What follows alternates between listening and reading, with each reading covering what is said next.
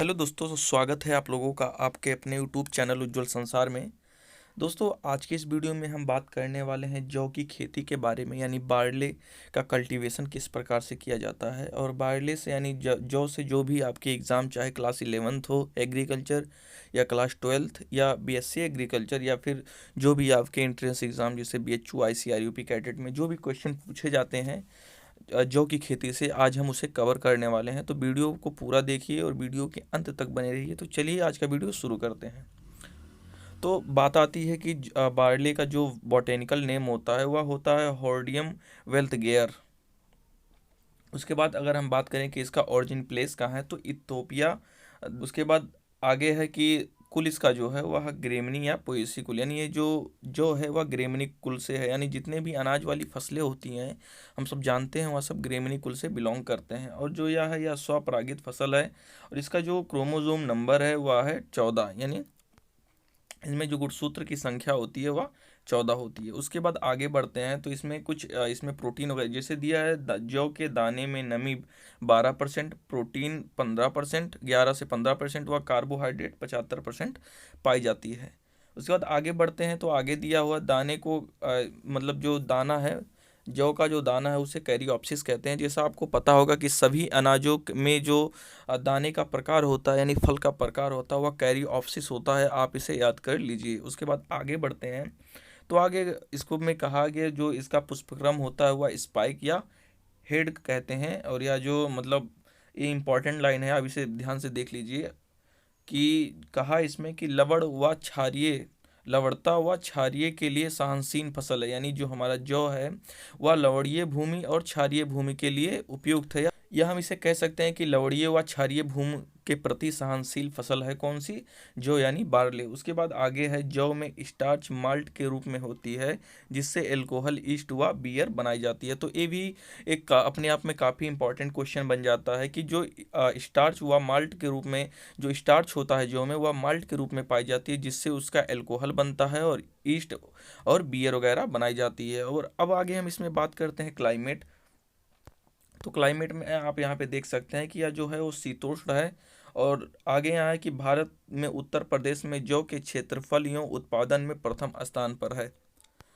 उसके बाद आते हैं कि जौ की जो मतलब जौ की 3 जातियों में बांटा गया है। जैसा कि आप लोग इससे पहले जो हमने वीडियो बनाया था मक्का की खेती, अगर वह सब आप लोगों ने नहीं देखा है तो डिस्क्रिप्शन बॉक्स में उसका लिंक है, आप लोग उसे देख लीजिए। जैसा हमने मक्का में बताया था कि मक्का भी कई प्रकार का होता है, जियामेज इंडोरेटा, जियामेज इंटेंटेटा, जियामेज सेकेरेटा, तो उसी प्रकार से ये भी होता है। तो आप इसे पढ़ लीजिए और समझ लीजिए। उसके बाद हम आगे बढ़ते हैं इसकी वेराइटियाँ यानी इसकी किस्मों को जानने के लिए। तो इसका जो वेराइटियाँ हैं तो वह सामान्य किस्में जिसमें है आर्य 6, अंबर, आज़ाद, रत्ना, करण 16, 18, 19। उसके बाद कुछ दिया है कि मोलिया, निमेटोड, रोग रोधी किस्में जो भी यहाँ पे दी हुई हैं। उसके बाद फिर लवणता, जैसा कि ऊपर आपको बताया कि ये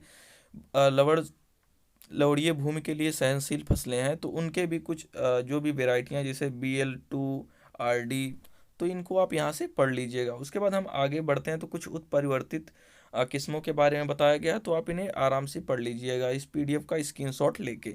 उसके बाद आगे अब हम बढ़ते हैं तो आगे यहाँ पे दिया है इसका जो सीड रेट है यानी जो इसका बीज दर होता है वह होता है 100 kg प्रति हेक्टेयर, यानी 1 हेक्टेयर में 100 kg जो बीज है यानी सीड लगता है। उसके बाद हम जानते हैं सोइंग टाइम, यानी जो सोइंग का समय होता है, बुआई का जो समय होता है वह मध्य अक्टूबर से नवंबर तक होता है। उसके बाद जान लेते हैं दूरी, यानी पंक्ति गुणे पौध, यानी जैसे पौध से पौध की दूरी और पंक्ति से पंक्ति की दूरी कितना होता है वो भी हम जान लेते हैं। तो इसमें देखिए यहाँ पे दिया हुआ है कि कतार से कतार 22.5 सेंटीमीटर तथा पौधे से पौधी 10 सेंटीमीटर रखते हैं।